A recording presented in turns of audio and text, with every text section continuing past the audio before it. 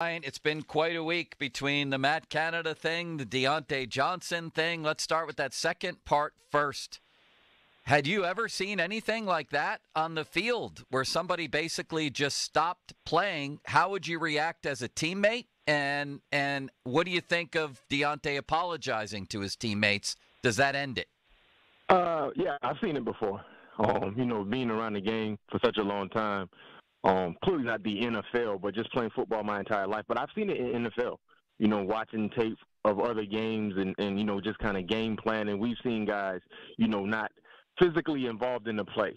In regards to Diontae, his apology was needed. It was definitely needed. It was needed to hear from the team side of things, and it also was needed to hear from the Pittsburgh fan side of things as well. The fan base, of course, is extremely authentic there, extremely passionate, and those are things that when you associate yourself with the Pittsburgh Steelers as a player within the organization or just being a part of the team as a fan, you don't tolerate that. You don't accept that because the foundation was always built on working hard, relentless effort. Even if you're making a mistake, you're making a mistake full speed. And for him to be in that position, for whatever reason, didn't look good on tape, and you can tell he was, disappointed in the way he addressed the media, but he addressed the media in a professional way. He accepted his wrong. He apologized. And, yeah, there's nothing to dwell on anymore. It's on to the next week. It's on to the Arizona Cardinals. How do you guess Mike Tomlin handled it? Do you think he called Diontae in? And I know I've heard that Tomlin is a big believer of letting that tape roll in front of everyone and calling guys out that way. Is that what you would have guessed? I would think so. Mike Tomlin is extremely, transparent. When you do great things, he shows it to the entire team.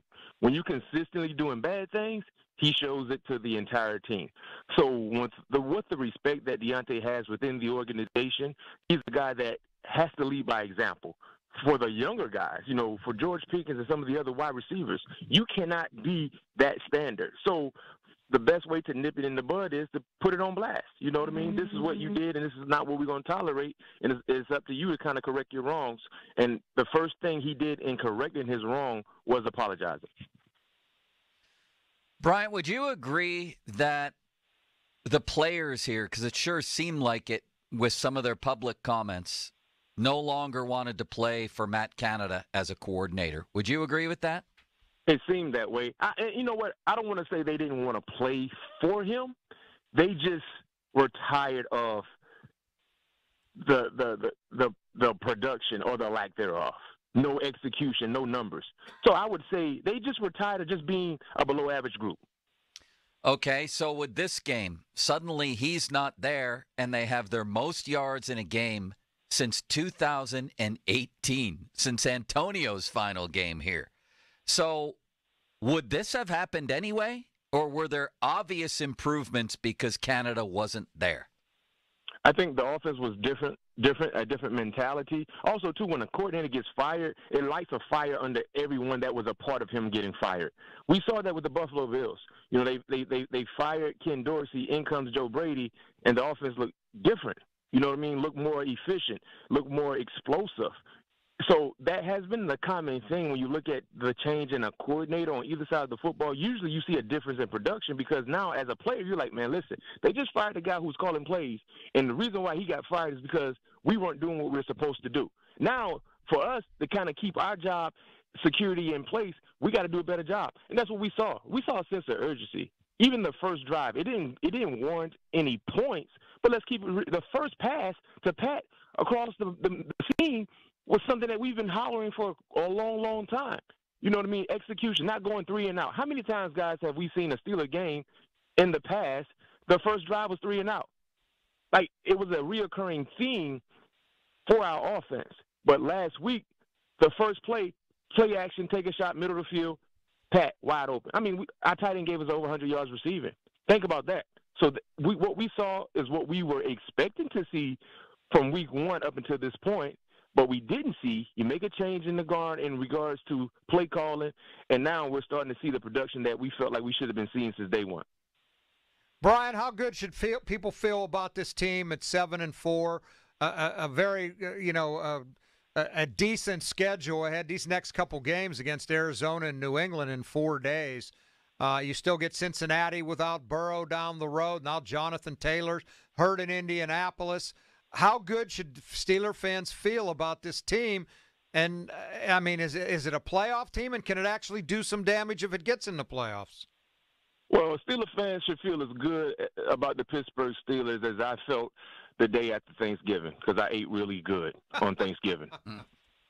That should be the vibe of the Steeler fans. And the reason why I say that, guys, we're 7-4. We were 6-4 before Sunday's game against Cincinnati. But we were 6-4 not outgaining one single opponent. We were 6-4 not surpassing 400 yards of total offense. How are you winning ball games when you're not outgaining the opponents? Which is a mind-boggling stat, by the way. But somehow, some way, Mike Tomlin and his staff and his players were winning ball games. So now, with the offense having a pulse, one of my favorite movies growing up was Weekend at Bernie's. Because Weekend at Bernie's was a dead body that just was moving around. Heck, before we fired Matt Canada, Bernie was just a body not moving. Now the body is up and moving, and I believe the body has a pulse, so I think we will see more life coming from our offense. So that's why Steelers fans should be extremely excited and hopeful that the rest of the way should be in our favor, not to mention, when you look at the quarterbacks, the lack of star power we were seeing outside of Kyler Murray this week is another opportunity for us to take care of games we're supposed to take care of. The podcast is All Things Covered with Bryant McFadden and Patrick Peterson. I happen to think it's the single best NFL-related podcast. No, I appreciate you. Yeah, You're just man. trying to get on my Secret Santa list, No. thank you. Secret Santa. Yeah, I'll You're going to be on there. You keep talking like that, you're going to be on there. Well, let's talk about this, Bryant, the position that you played.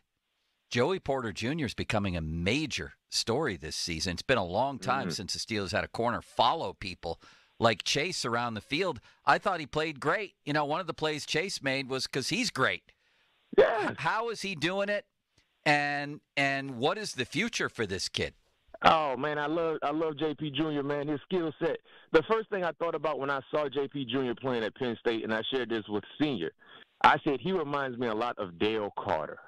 Dale Carter was a corner from University of Tennessee, played for Kansas City, played throughout the professional league, did some really good things, was extremely lengthy, long.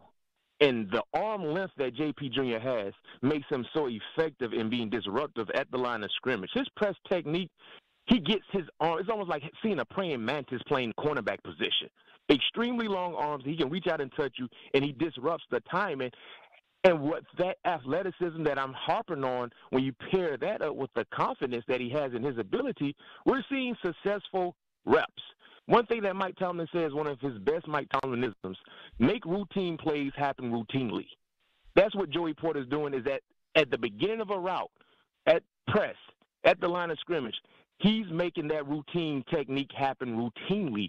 And that's why we're seeing success along with the confidence that he's playing with. So, yes, the future is bright. I love our entire rookie class.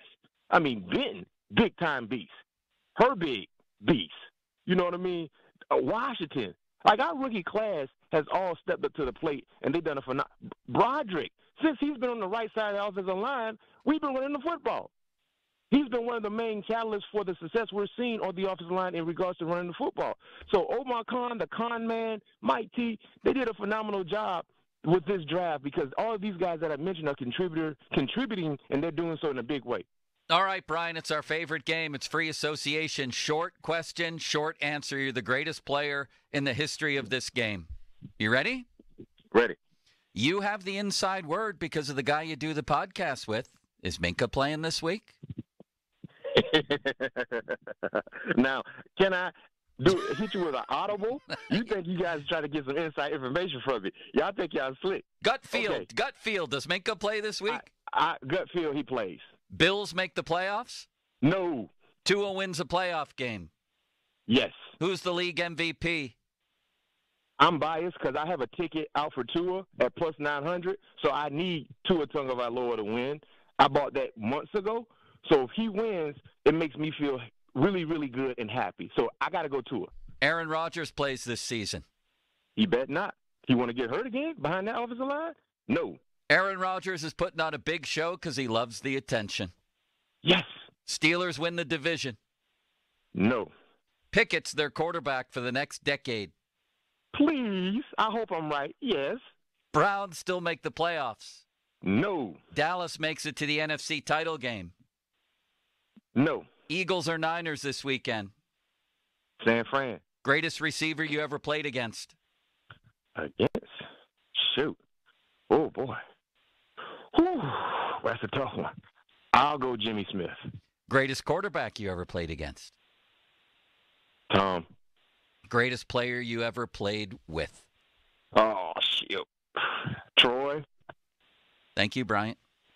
Oh, always appreciate you guys. Oh, let me ask you one more here. Hall of Fame, James Harrison? Yes. Hall of Fame, Hines Ward? Yes. Would Hines try to light you guys up in practice, too? No. Hines is an ultimate professional. But you know what? Since you guys brought up those two guys, think about this. And I shared this conversation with a few guys when I was up in Pittsburgh for the Jacksonville Jaguar game. The 2005 Super Bowl team has more Hall of Famers than any New England Patriots team, has more Hall of Famers than the Baltimore Ravens 2000 Super Bowl, has more Hall of Famers than some of the San Francisco 49er teams as well. Think about the guys that are already in the Hall from that 05 team, right? Dick LeBeau, Bill Cowher, Mr. Rooney, Russ Grimm, Jerome, Alan Faneca, Troy. Is that 7? Yeah. 1, 2, 3, 4, 5, 6, 7. Yes. Think about that. 7. And Ben will be 1 in 3 years, right? And Hines and James are knocking. So you talking about that 05 team, and it's not a team, it's not a Super Bowl team that won in the 70s or the 80s. We're talking about in 2005. Right now, we currently have 7 guys in the Hall of Fame. Think about how big, how monumental that is for an 05. Think about all the other Super Bowl teams that we've seen after the Steelers in 05 or before. You can't name another team that has that many Hall of Famers that was associated with that winning championship team. And you had to win 3 games in a row on the road, right? That's greatness. And as you guys mentioned, Vin is getting in for sure, right? I think he's going to be a first ballot, but I think it's safe to say he's getting in for sure. James is going to get in. Eventually, Hines will get in. So you're telling me to factor in almost double-digit guys from that 05 team. That does not get talked about enough. I know they talk about some of the other Super Bowl teams before and after us, but when you talk about the Hall of Fame characters, guys that we've had from personnel, from coaching, and from player personnel, it doesn't get any better than that. Great stuff, Bryant. We'll see you, man. Thank you. Thank you.